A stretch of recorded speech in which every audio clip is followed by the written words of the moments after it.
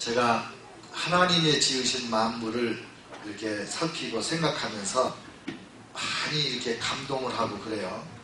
근데 요즘에 사람의 몸을 생각하면, 사람이라는 존재를 생각하면 얼마나 복잡하고 얼마나 정교하고 얼마나 이 인간의 그 몸이 정말 과학적으로 잘 만들어져 있어요. 제가 우리 오집사님하고 잠깐 얘기했더니 제가 이렇게 물어보면 오집사님은 굉장히 전문적으로 이렇게 답변을 해주셔서 제가 못 알아듣고 막 이러는데 우리 몸에 있는 수많은 그 영양분이라고 할까 뭐 그런 그 요소들이 있잖아요.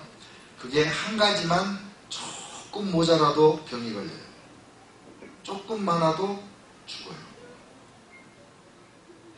우리 몸의 수분이 2%만 부족해도 목이 되게 마르다고 그래요. 이 몸이, 우리 몸 안에 그 피가 흐르는 게 있고 근육이 있고 신경이 있고 그 다음에 뼈가 있고 뼈 안에 골수가 있고 뭐 이렇게 복잡하잖아요. 그런데 이 인간의 몸만 해도 그렇게 복잡한데 그 몸 안에 마음이 있고 그 마음 안에 영혼이 있어요. 그러니까 인간을 한마디로 쉽게 간단하게 얘기한다는 것은 불가능한 거예요. 그래서 인간의 몸에 병이 생겼다 그러면 그 병이 육체에 생긴 병인지 마음에 생긴 병인지 영에 생긴 병인지 또 그 병이 영에서 시작해서 육으로 왔는지 마음에서 시작해서 육으로 왔는지 아니면 이 두 가지가 합해서 한 가지로 왔는지 너무 복잡해서 알기가 어려워요. 의사 선생님들도 오진을 많이 하신다고 그러잖아요. 그런데 이 치유 사역을 하는 분들도 치유 사역 과정에서 오진을 많이 합니다. 그래서 치유의 효과가 떨어지고 또 성공률이 그만큼 이제 높지 못하고 그럴 수가 있겠죠. 여러분, 영의 질병은 개인적인 죄로 인해서 영혼이 병이 드는 경우예요. 그런데 영이 병이 들면 그것이 정신적인 질병과 육체적인 질병으로 와요. 그 영이 죄로 병든다 이 말은 이런 거예요. 하나님 앞에 아담과 하와가 죄를 지었을 때 그 영이 병들었어요. 그래서 영이 아담을 지배하지 못하게 돼요. 영이 병들었으니까 그 마음이 지배하지요. 근데 그 마음이 병이 들어가지고 감사하는 마음은 없고 원망하고 불평하고 핑계대고 그런 마음으로 전락을 한 거예요. 그러고 나서 이제 육체의 질병이 인간 세상에 들어오지 않았겠어요? 그 다음에 감정의 질병이라는 건 뭐냐면 우리가 어려운 일을 당하면 마음의 상처를 받게 됩니다. 마음이 상해요. 감정이 상한다고요. 근데 그 상한 감정이 계속해서 같은 일이 반복될 때마다 덧나고 하면서 그 상처가 생기면 사람이 자기 마음의 상처를 보호하기 위해서 이상한 생각을 하고 이상한 언어와 행동을 해요. 그래서 상처가 많은 사람들은 이제 대부분 분노가 많아요. 우리 한국 분들의 특징이 뭐예요? 특별히 한국 남자들 특징이 뭐예요? 분노예요. 근데 그 한국 사람들의 분노가 왜 그렇게 많으냐면 우리 민족이 무슨 민족? 한의 민족이잖아. 한. 그 영어로 된 심리학 용어 사전에 HAN 이렇게 한이라는 용어가 들어갔어요. 화 이 말도 들어가고 화 HWA. 한국 사람들이 그 한 때문에 한마는 그 한이 그거예요. 우리 한국 사람들이 너무 상처가 많아요. 99번 의적의 침공을 당했다고 그러잖아요. 그리고 우리는 몇 번 침공했죠? 한 번도 침공을 안 했어요. 이렇게 착한 민족이 상처를 많이 받은 거예요. 상처가 많으니까 화가 자꾸 나요. 그래서 화가 원래 제가 전에도 한번 말씀드렸지만 화는 내가 낼 때 내는 거고 내가 조절을 해서 하는 거지 내 안에 화가 나하고 상관없이 지가 막 나오잖아요. 그러면 화가 나의 주인이 된 거예요. 그 정도 되면 사실은 정신병자에 해당하는 거예요. 사실 화는 내가 내든지 안 내든지 내가 하는 거예요. 원래 화가 났다. 나하고 상관없이. 그 정신병이라니까요. 그 왜 그러냐면 상처가 많아서 그래요. 근데 상처가 많아서 화를 자꾸 내면 그것이 육체의 질병도 만들어내고 영적인 질병도 만들어내요. 감정이 상하면 이성도 마비가 되고 의지도 꺾이고 그래서 인격이 완전히 엉망진창이 돼요. 믿을 수 없는 인간이 돼요. 종잡을 수 없는 인간이 돼요. 그래서 우리 마음의 화 문제를 다스리지 못하면 이게 이제 치유 과정에서 내적 치유, 마음 치유의 중요한 주제가 마음의 분노를 다스리는 건데 이 내적 치유가 안 되면 이 분노 치유가 안 되면 육체적인 질병 치유가 잘 안 돼요. 많은 사람들이 병을 알아요. 많은 사람들이 비만이 있어요. 그 비만의 이유가 뭐예요? 분노예요. 분노해서 막 먹는 거예요. 화만 나면 막 먹어요. 그러니까 우리가 마음의 병이 육체의 병으로 온다는 것, 마음의 병이 영의 병으로 간다는 것. 그러니까 무릎이 아프다, 또 뭐 배가 아프다, 그게요 그 병 하나만 치유해가지고 치유되는 게 아니에요. 마음을 치유해서 육체가 치유되는 수가 있고, 육체를 치유했더니 마음이 치유되는 수가 있고, 영을 치유하니까 죄를 회개했더니 마음과 육체의 질병이 치유되기도 하고 그럽니다. 그래서 치유 기도를 할 때 기본적인 방법이 뭐냐면 죄를 회개하는 기도를 해야 돼요. 이건 치유 사역자가 우리를 위해서 기도해 줄 때 그렇게 하도록 안내도 하겠지만 우리 스스로 내가 몸이 아프다, 내가 병이 있다 그럴 때 제일 먼저 치유받기 위해서 해야 될 일이 뭐냐면 하나님, 내가 혹시 무슨 죄가 있습니까? 내 죄를 기억나게 해주세요. 그래서 죄를 깨닫고 죄를 회개하는 거예요. 그런데 이런 분들이 있어요. 하나님, 제가 무슨 죄가 있는지 기억나게 해주세요. 그러면 생각나는 일들이 시시한 얘기예요. 누구한테 눈을 흘겼다든지, 뭐 동생하고 싸울 때 동생을 쥐어박았다든지, 뭐 엄마 아빠한테 혼날 때 뒤돌아서가지고 엄마를 욕했다든지, 매롱 이렇게 했다든지, 뭐 이런 게 그런 게 떠올라요. 그러면 그런 거는 아무것도 아니냐고 그냥 넘어가요. 하나님, 진짜 제 죄가 뭡니까 이래요. 근데요, 그 작은 죄부터 회개를 시작해야 진짜 큰 죄가 생각이 나는 거예요.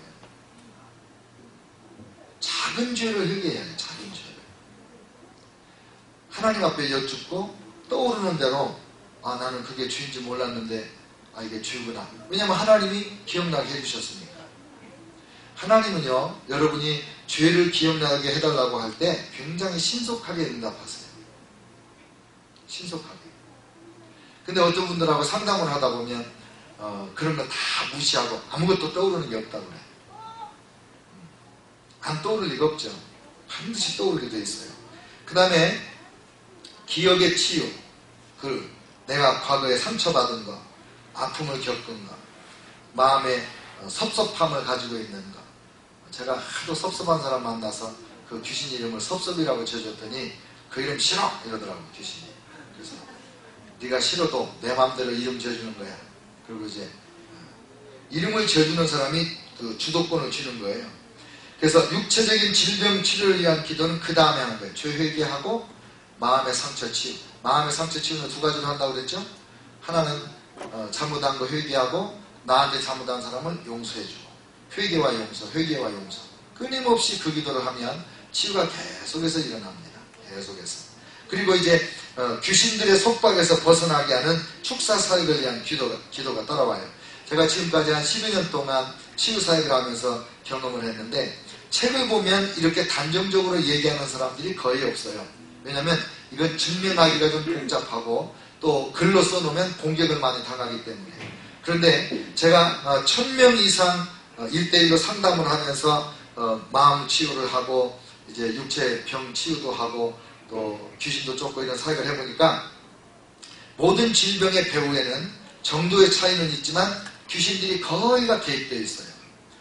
귀신이 들어와서 병이 걸리는 수가 있지만은 그거보다는 내가 미워하고 또 분노하고 해서 죄를 지었을 때 귀신이 들어와요. 우리가 죄를 지면 귀신을 초청하는 거예요. 내가 죄짓기를 거부하면 하나님의 천사를 초청하고 성령님을 모시는 거예요. 우리가 이 생활에서 사소하게 생각하는 수많은 일들이 하나님의 천사들에게 힘을 주거나 아니면 원수 마귀들에게 귀신들에게 힘을 주거나 둘 중에 하나라는 걸 기억하고 소홀히 생활하면 안 돼요. 말 한마디라도 정직하게 바르게 하고 그러셔야 돼요. 그래서 귀신이 들어오면 더 죄를 짓게 만들어줘요. 더 섭섭함을 느끼게 하고 더 화를 내게 만들어주고 더 끝까지 미워하게 하고 절대로 용서하지 못하게 하고, 그러면 점점점 그 악한 영의 세력에 내가 매여서 점점 더 큰 병을 앓게 되고, 어떤 분은 그런 얘기도 했어요. 만약에 사람들이 병원에 입원해 있는 사람들이 용서를 배워서 실천을 한다면 병원이 텅텅 비게 될 거다 그랬어요. 육체의 질병으로 병원에 있는 사람들 중에 절대 다수가 근본 원인 중에 분노, 미움, 용서하지 못함이 있다는 거죠. 그러니까 용서를 열심히 하셔야 돼요. 나를 나쁘게 한, 나한테 잘못한 사람이 예뻐서 용서해 주는 게 아니라 내가 나에게 잘못한 사람의 그 영향력에서 벗어나기 위해서 빨리 용서를 해줘야 되는 거예요. 용서 안 하고 있으면요, 내가 그 사람에게 매여 있는 거예요. 성령님도 나를 어떻게 이끌지 못하세요. 내가 미워하고 정죄하고 복수심을 품고 분노하고 있을 동안에는 성령님이 내 안에서 역사를 못하세요. 내가 빨리빨리 용서해줘야 내가 얼른 자유로워지고 평안해지고, 그리고 정말 새로운 세계가 내 앞에 열려지는 거예요. 성령 안에서. 치유기도를 할 때는 그래서 영적인 질병, 정신적인 질병, 육체적인 질병을 치유하는 기도를 드리면서 축사기도를 병행을 하죠. 저하고 상담해보신 분 아시지만 끝부분에 가면 이렇게 축사하는 시간을 갖잖아요. 그게 꼭 필요하고, 그 치유사역에서 축사를 안 하면 그 질병 치유되는 것이 다시 발병하는 확률이 되게 높아요. 근데 축사를 하면 훨씬 그 치유 효과가 오래가요. 축사를 하면. 근데 이제 현대의학하고 이 교회에서 믿음으로 병 고치는 거하고 이 두 가지가 사이가 좋지 않았어요. 오랫동안. 특별히 1900년대에 오순절 운동이 일어나가지고 오순절 운동에서 병 고치는 기적이 많이 일어났습니다. 방언하고 예언하고 병 고치고, 그리고 원웨이 티켓 미셔너리 그래가지고 티켓을 편도만 끊어가지고 전 세계 선교사가 막 나갔어요. 그런데 이분들에게서 좀 독특한 자세가 나왔어요. 그게 뭐냐면 하나님께서 우리 병을 고쳐주시는데 의사가 뭐가 필요하냐, 이런 입장이 나왔어요. 그래서 미국의 오순절교회, 순복음교회가 초기에는 거의 그 입장이었어요. 성령 세례 받은 사람은 반드시 방언한다, 방언 못한다, 성령 세례 못 받았다, 그런 주장에서 문제가 됐고, 그리고 병 걸렸을 때 의사에게 찾아가는 거나 약을 먹는 것은 그건 믿음이 없는 거다, 이렇게 아주 단정적인 입장으로 언제까지 가냐면 1906년에 이게 부흥이 일어났는데 1920년 될 때 그때 반발하는 의견이 나왔어요. 그래서 교단이 나눠져요. 그러니까 우리가 이 현대의학과 기독교 신앙의 입장을 잘 정리를 해야 돼요. 여러분, 하나님이 의사 없이 약 없이 우리를 고쳐주시는 그것을 신유의 은사라고 말하죠. 하나님이 초자연적으로 병 고쳐주는 거예요. 그런데 큰 넓은 의미로 하나님의 치유는요, 모든 세상의 치유는 하나님의 치유예요. 그러니까 의사 선생님을 통해서 고침받은 것도 결국은 하나님이 고치시는 거예요. 하나님이 고칠 생각이 없으면 의사 아니라 의사 3대가 달라붙어도 병이 안 나와요. 하나님이 원하시고 허락하셔야 의사를 통해서, 약을 통해서 병이 낫는 거예요. 믿으시기를 바랍니다. 그러니까 교회에서는 건강한, 성경적 건강한 자세는 뭐냐면 예수님의 이름으로 기도해서 병이 낫는 것도 믿고, 또 초자연적으로 하나님이 병을 고쳐주시는 것도 믿으면서 의사를 통해서, 정신과 의사를 통해서 우리를 고쳐주시는 것을 믿으셔야 됩니다. 하나님께서 경건한 의사 선생님들에게 수많은 지혜를 주셔서 우리 몸의 신비를 밝혀내고 우리 몸의 병을 고치는 그런 약도 만들고 수술법도 개발하고 얼마나 고생하고 수고한 하나님의 백성들이 많은지 몰라요. 그러니까 의학과 기도를 상반되게 생각할 필요가 없어요. 사실 이게 미국에서만 있었던 게 아니고 1980년대에 제가 목회를 시작했을 때 그때도 여전히 이런 생각들이 한국에 있었어요. 그래서 교인들이 약을 안 먹어요. 그냥 약 먹으라고 그러면은 안 먹는데. 왜 안 먹냐니까 하나님이 고쳐주실 거예요. 근데 안 고쳐주세요. 어떤 경우는 아스피린 하나만 먹으면 두통이 뚝 떨어지는데 안 먹고 있는 사람이 있어요. 그러니까 하나님께서 우리를 고치시는 것은 모든 것이 하나님의 치유라는 입장. 그래서 우리가 하나님 앞에 이제 의견을 묻는 거예요. 하나님, 이 사람은 하나님이 초자연적으로 고쳐주시겠어요? 아니면 병원에 가서 의사 진단과 수술 받고 약도 처방해서 고치시겠어요? 이걸 좀 보고 하나님께서 얘는 병원에 가야 된다. 그러면 병원에 가고, 또 아이고 나는 하나님께 물어봐도 대답이 없는데요. 그러면 여러분 원하는 대로 가는 거예요. 그래서 어떤 목사님은 기도해 줄 때 물어본대요. 기도만으로 낫기를 원합니까? 기도받고 병원에 가기를 원합니까? 병원도 가기를 원하면 내가 병원에 가서 의사 선생님, 간호사님 위해서도 내가 기도를 해주려고 합니다. 그래서 목사님 기도해 주신 다음에 어포인트먼트 있어서 다음 주 화요일날 병원에 갑니다. 오케이. 그러면 낫도록 기도하고 병원에 의사 선생님 잘 만나고 의사 선생님들이 실수하지 않고 진단하고 처방하고 수술하도록 기도해주고 그렇게 하는 거죠. 제가 이제 어제 오늘 지난 주간에 책을 한 권 읽었는데 크로셀이라는 목사님인데 그 목사님이 자녀가 6명이에요. 나이가 제 또래쯤 됐더라고요. 근데 6살, 5살 먹은 딸이 뭘 잘못 먹었는지 하여간 이 두드러기가 나가지고 온 몸에 뭐라 그러죠? 반점이 막 생기고 간지러워서 견딜 수가 없어요. 병원에 갔더니 뭐라고 하냐면 일주일 동안 약을 먹어야 낫는다는 거예요. 일주일 동안 간지럽고 이걸 견뎌야 되는 거예요. 그러니까 이 아이가 집에 와서 하는 말이 아빠 나 약 안 먹고 기도할래. 그랬어요. 그러면서 그런 기도하는 거야. 하나님 제가 약 안 먹고 하나님이 고쳐주도록 기도해요. 내일 아침까지 깨끗이 고쳐주세요. 이렇게 기도를 했어요. 예수님의 이름으로 기도합니다. 아멘. 근데 아빠가 뭐라고 하냐면 애야 그래도 의사선생님이 일주일 걸린다고 그랬으니까 약도 먹으라. 아니야 나 안 먹을 거야. 기도해도 안 낫는 것이 있다고 설명. 5살짜리가 뭘 알아요? 근데 그 다음날 새벽 5시에 이 딸아이가 엄마 아빠 방에 뛰어들어왔어요. 팬티만 입고 옷을 다 벗고 뛰어들어와가지고 엄마 아빠 이불을 제끼고 불을 켜고 아빠 엄마 참 빼빼빼 돌면서 춤을 추는 거예요. 그러니까 아빠는 참길래 왜 그런지 몰랐어요. 왜 그러냐니까 아빠 나 좀 봐. 깨끗이 나왔어요. 그러니까 이 아이의 믿음은 의사선생님 도움 안 받고 낫겠다는 거죠. 그러니까 하나님의 응답을 하시는 거죠. 여러분도 그런 믿음이 있으면 그렇게 하세요. 네. 그리고 지금부터 시간 많이 갔네. 신속하게 질병 치료를 방해하는 이유들이 있어요. 첫째, 믿음이 부족하면 안 돼요. 이 어린아이처럼 믿음이 있으면 하나님이 고쳐주시는데 예수님이 친히 그렇게 말씀하신 적 있죠.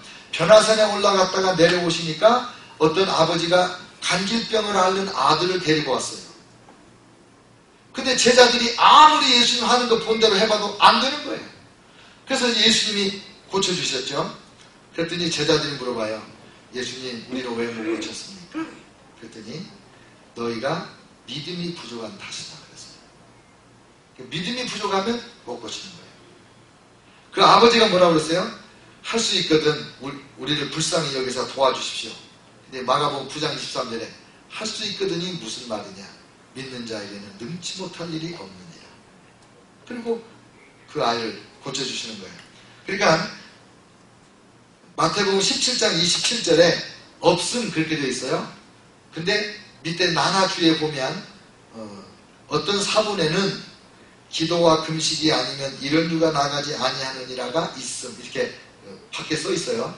기도와 금식이 아니면 이 정도의 병은 고칠 수가 없다.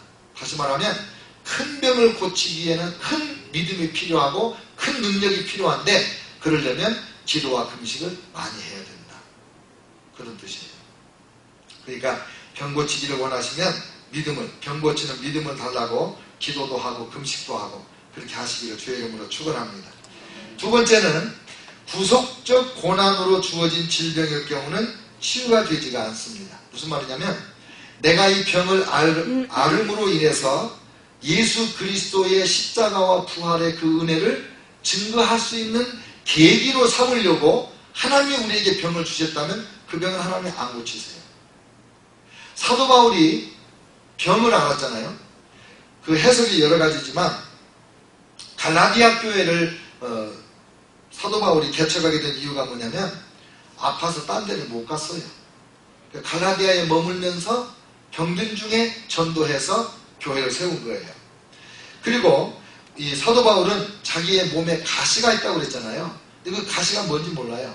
뭐 안질이라는 사람도 있고 간질이라는 사람도 있고 이래요. 그런데 3번씩이나 구해달라고 고쳐달라고 기도했는데 하나님 응답을 안 하셨어요.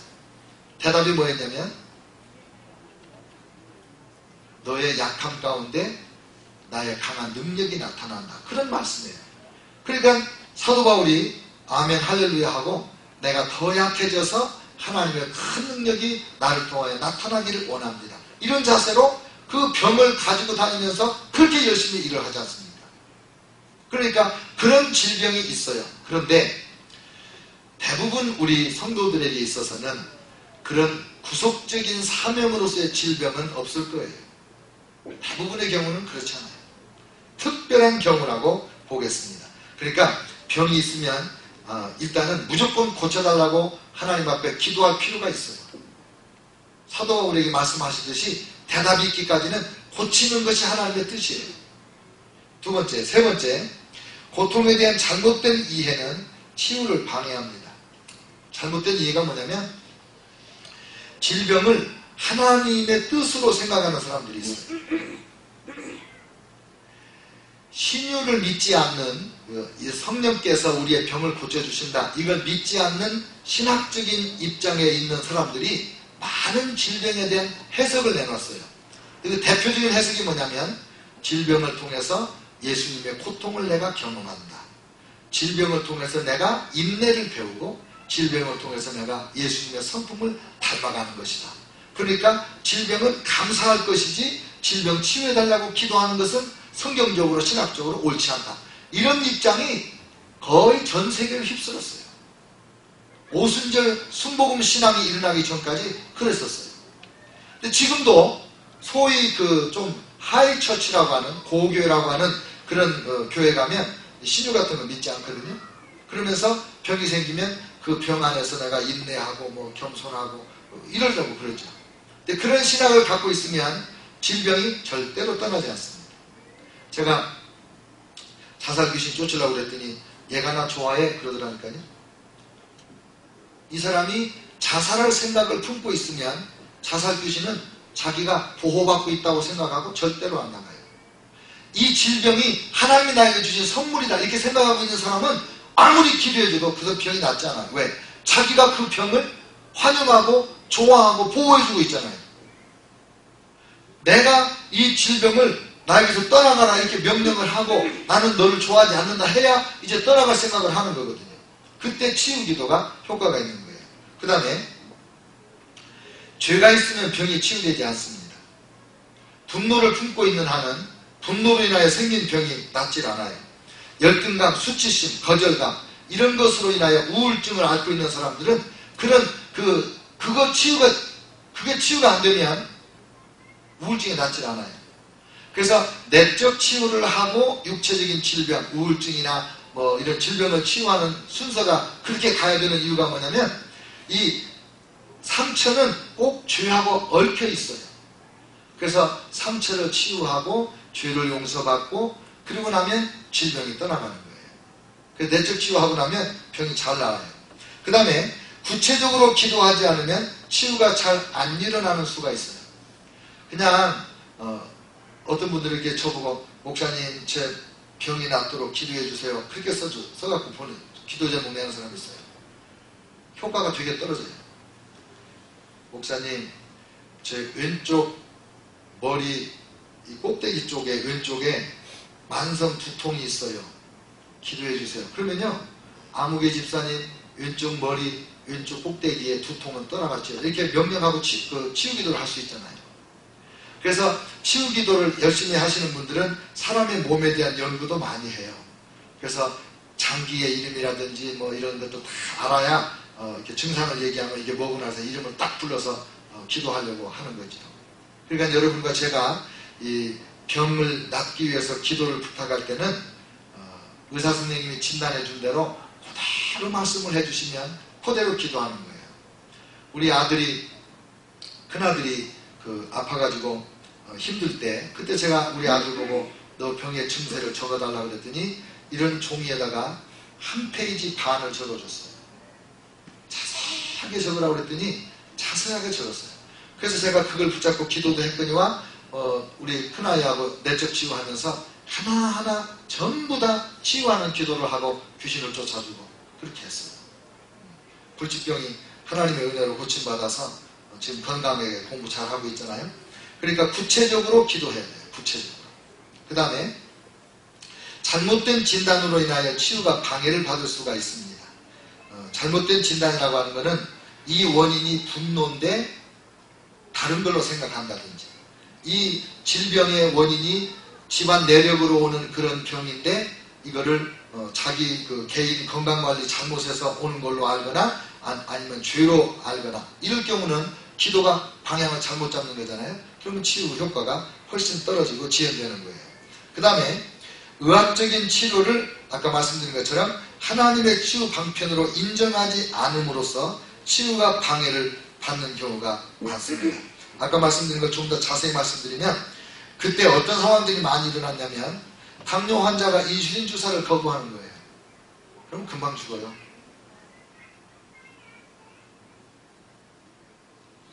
온갖 질병을 앓으면서도 기도만 하고 그래가지고 많이 죽었어요. FM 브리튼이라는 목사님은 아들이 병들었을 때 의학적 치료를 거부해서 아들이 죽었어요. 얼마 있다가 부인이 아팠는데 역시 부인의 병도 병원에 못 가게 하고 그냥 죽었어요. 근데 주변에 있는 사람들의 생각으로는 병원에만 갔으면 죽지 않았을 거라는 거죠. 근데 1920년에 펜테코스탈 홀리니스 처치라고 오순절 성결교회가 있었는데 이때 이 교회에 두 분 목사님 소로 보울린 이 두 목회자가 육체의 질병 치유를 위해서 의학적 치료와 약품을 사용해도 죄가 되는 것이 아니다 이런 주장을 했다가 교단에서 정죄당하고 쫓겨나요. 그래서 교단이 새로 만들어져요. 우리 성결교회가 성결교회 그러면 홀리니스 처치라고 그래야 돼요. 근데 우리 교회 영어 이름이 홀리니스라고 안 하고 이벤젤리칼 처치라고 그래요. 그 복음적인 교회 이런 뜻이거든요. 근데 왜 홀리니스라는 이름을 안 쓰냐면 초기 미국의 1900년대 전반부에 미국의 성결교회 홀리니스 처치가 이런 입장으로 너무 bad name, 나쁜 이름으로 유명해졌어요. 그래서 홀리니스, 성결교회 그러면 다 그런 교회로 오해를 하기 때문에 영어로 쓸 때는 그렇게 쓰면 안 된다는 거예요. 한국말로 쓸 때는 성결교회 오케이. 미국 사람들 못 알아듣으니까. 근데 영어로 홀리니스 쓰면 그렇게 알아. 그래서 우리 이 미국에 있는 성결교회 이름이 Korean Evangelical Church of America 이렇게 되어 있습니다. 한국의 성결교회는 영어 이름을 어떻게 쓰냐면 Korean Evangelical Holiness Church. 그 홀리니스를 불과 얼마 전에 넣었어요. 한 10년, 15년 전에. 그전에는 홀리니스를 안 넣었어요. 이 이유 때문에 그런 거예요. 이런 극단적인 견해가 있었기 때문에. 지금은 상관없는 것 같아요. 지금은. 그 다음에 8번째, 건강을 유지하고 증진시키는 자연 법칙을 무시하면 치유가 일어나지 않아요. 예를 들면 아무리 안수기도를 하는 능력자가 안수기도를 하고 아무리 좋은 의사가 약을 처방하고 해도 계속 과로하면 병 치유 안 돼요. 그 자연 법칙이잖아요. 숙면을 취하고 충분한 휴식을 취하고 충분한 영양을 섭취하고 이거는 하나님의 치유의 기본 원리에 해당하는 거예요. 병들지 않는 원리고 병들었을 때 치유받는 원리예요. 그러니까 이 자연 법칙을 무시하면 안 돼요. 요즘에는 건강식품에 대한 관심이 너무 높아서 문제이긴 하지만은 그러나 절대로 영양분 섭취, 충분한 숙면과 충분한 휴식 이거는요 건강관리에 있어서 필수예요. 그래야 안수기도할 때 병이 낫고 의사선생님 처방대로 약 먹어서 병이 낫는 거예요. 무시하면 치유가 안 일어나는 거예요. 그 다음에 치유는 하나님이 정하신 때가 있는 것 같아요. 어떤 사람은 즉각 기도받으면 거기서 치유가 돼요. 어떤 사람은 집에 가서 치유가 돼요. 조금 지나서. 그 한 주간 내내 지나다가 주일날 안수받고 아무 치유 증상 없이 집에 갔는데 그 다음 주일날 와서 보니까 아이고 치유됐네? 이런 사람도 있어요. 그런가 하면 어떤 사람은 오랜 기간에 조금씩 이렇게 치유가 돼요. 제가 이렇게 치유 기도를 해보면 내 마음에는 분명히 치유가 돼요. 분명히 치유가 됐어. 근데 또 저는 또 물어보거든요. 나았냐고. 그 물어봐야 돼요. 왜냐면 본인도 이야기하기 어려워. 다 안 나왔을 경우. 그래 그걸 물어봐서 대답을 하게 하고 그러면 계속 기도하고 그러지 않겠어요? 그런데 나는 분명히 나왔는데 본인은 안 나왔어요. 그러면 기다리라고 해요. 계속 기도하고 하나님 섬기면서 예배하면서 기다리면 점진적으로 치료가 해요. 어떤 사람은 일주일, 어떤 사람은 한 달, 어떤 사람은 좀 더 기간이 걸렸어도 반드시 치유가 일어나죠. 그리고 마지막으로는 정말 어떤 기도를 해도 전혀 치유가 안 되는 사람도 있더라고요. 근데 그 이유는 우리가 다 몰라요. 그래도 200명 안수기도에서 한 명도 안 나오면 그 신유 병자 낫는 기도하기를 포기하라고 그랬다고 그랬죠? 조한일본 목사님이. 여러분 200명 이상은 기도해봐야 돼요. 여러분을 통해서 하나님의 병을 고치시는지 안 고치시는지 기도를 200명 이상 기도 꼭 해보시라고요. 근데 제가 해보니까 한 10명 기도하면 반절은 나와요. 어떤 때는요 더 많이 나올 때도 있어요. 그러니까 기도를 열심히 하셔야 돼요. 그 다음에 특별한 사람만이 신유의 도구가 된다고 믿는 것이 치유를 방해해요. 어린아이가 기도하면 안 낫고 장로님이 기도해도 안 낫고 오직 담임 목사님이 기도만 하셔야 병 낫는다고 생각하면 다른 사람들의 기도로 나올 수 있는 수많은 기회가 상실되는 거예요. 근데 오히려 어린아이의 기도를 하나님이 기뻐하시거든요. 그러니까 어린아이 보고 엄마 위해서 기도해라. 그리고 아이의 손을 엄마 머리에 얹고 엄마 지금 아프니까 네가 엄마한테 기도해라. 걔가 기도하면 즉각 나와요. 엄마 아빠가 기도해도 안 나는 거 아이가 기도하면 나요. 왜냐면 아이들은 제대로 믿잖아요. 우리는 계산이 많아요. 안 나오면 어떡하나. 목사님이 그러는데 11가지나 이유가 된다더라. 안 나는 것이. 뭐 이러면서. 그러니까 누구나 하나님이 우리를 사용하셔서 누구나를 사용하셔서 병을 고칠 수 있다는 것. 그리고 협력할 때 훨씬 더 효과가 있어요. 서로서로 협력할 때. 저는 이런 생각해요. 성도들 가운데 누가 아프면 목사님만 알고 기도해 주세요. 이런 분이 진짜 많아요. 제 마음의 욕심은 뭐냐면 목사님 대예배 때 광고하고 전교인 나를 위해서 기도하게 부탁해 주세요. 저는 그러고 싶어요. 제가 아는 목사님 아들이 백혈병에 걸렸는데 그 아이를 치유하기 위해서 그 큰 누나가 둘인데 큰 누나가 자기들 아는 모든 사람에게 이메일을 보냈어요. 우리 동생 이삭이가 백혈병입니다. 오늘 병원에 가서 의사선생님 진단받고 이런 상태가 됐습니다. 1년 동안 죽도록 고생을 했어요. 키가 이렇게 크고 잘생긴 아이인데 그 아이가 1년 조금 넘어서 완치됐지 않습니까? 치유받은 다음에 우리 교회 여기도 와서 기도해줘서 고맙다고 인사한 적이 있어요. 기도는요 쌓이고 모여서 큰 힘을 발휘해요. 그러니까 특별히 신유기도는 아플 때 광고를 하고 소문을 내고 기도 동량을 해서 모아야 돼. 그러면요 정말 치유가 더 빨리 일어나고 하나님의 영광을 더 빨리 받을 수가 있어요. 그 다음에 마지막으로 사회적 환경이 치유의 역사를 가로막을 수가 있어요. 무슨 말이냐면 이 사람이 병이 난 이유가 분노예요. 근데 가족 환경이 항상 분노하는 분위기야. 온 식구가 서로 화를 내지 않으면 대화가 안 돼. 그런 환경에 있으면서 어떻게 치유가 일어나겠어요? 그래서 그런 환경을 치유받도록 가족 치유가 일어나야 되고, 정말 어떤 가정은 큰 병이 집안에 있을 때 온 가족이 저한테 와서 교대로 내적 치유를 계속 받으면서 가족 전체 치유를 한 그런 가족도 있어요. 그러니까 병도 낫고 관계도 치유되고 성품도 개발이 되고 온 가족이 정말 천사로 변하더라고요. 1년 넘게 걸려서 그렇게 해본 적이 있어요. 그분들도 진짜 믿음이 좋은 거죠. 그리고 우울증이 가정 불화에서 기인한 거라면 가족 관계가 개선이 안 되면 우울증 치유되기 어렵죠. 그 원인이 그 삶의 환경이 병을 만드는 환경이라면 거기부터 치유하는 게 필요하다는 거예요.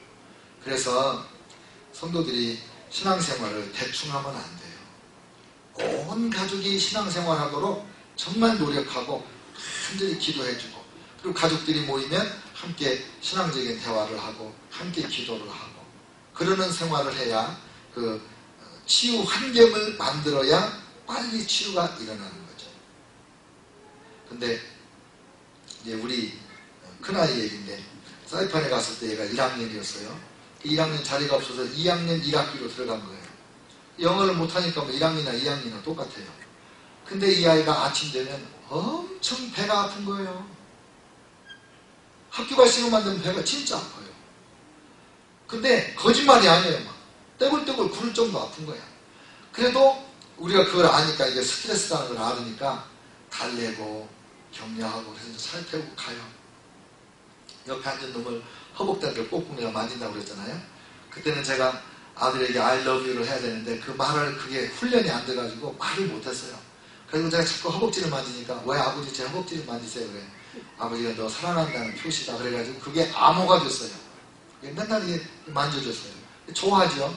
근데 얘가 나중에 고등학교 때인가 자기 친구가 자기 허벅지를 만지길래 자기가 기분이 되게 나빴대. 우리 아버지하고 나하고 사인인데 그러면서. 근데 그렇게 해가지고 학교에다 데려놓잖아요. 그러면 신기하게 이제 학교 안 갈 수 없다 포기하잖아요. 이렇게 차에서 내려가지고 학교 정문 쏙 들어가잖아요. 그럼 배가 안 아파요. 한 6개월 지나니까 그 증상이 사라지더라고요. 환경이에요, 환경. 그때 학교 안 보냈으면 6개월까지도 안 아프고 금방 안 아팠을 거 아니에요. 여러분, 하나님은 저와 여러분을 치료하시는 것을 기뻐하세요. 그리고 원래 이 질병은 하나님의 계획에 있는 게 아니에요. 범죄한 이후에 인간의 세계에 들어온 게 질병이에요. 그래서 하나님의 구원은 질병 치유도 포함을 해서 육체의 구원, 마음의 구원, 영의 구원, 전인적 구원을 이루시는 것이 온전한 구원이라는 거예요. 그러니까 예수님께서 우리의 온전한 구원을 위해서 육체의 질병을 위해서 채찍에 맞으신 거 아시죠? 그러니까 하나님을 믿고 아픈 거 있으면 포기하지 말고 끝까지 치유받을 때까지 하나님 앞에 기도하고, 신실한 분들한테 자기 병을 얘기해서 기도해달라고 부탁을 하고, 그렇게 해서 서로 병 낫는 체험을 많이 하고, 또 여러분도 병 낫도록 기도해주는 기적을 체험하는 그런 역사가 있기를 주의 이름으로 축원합니다.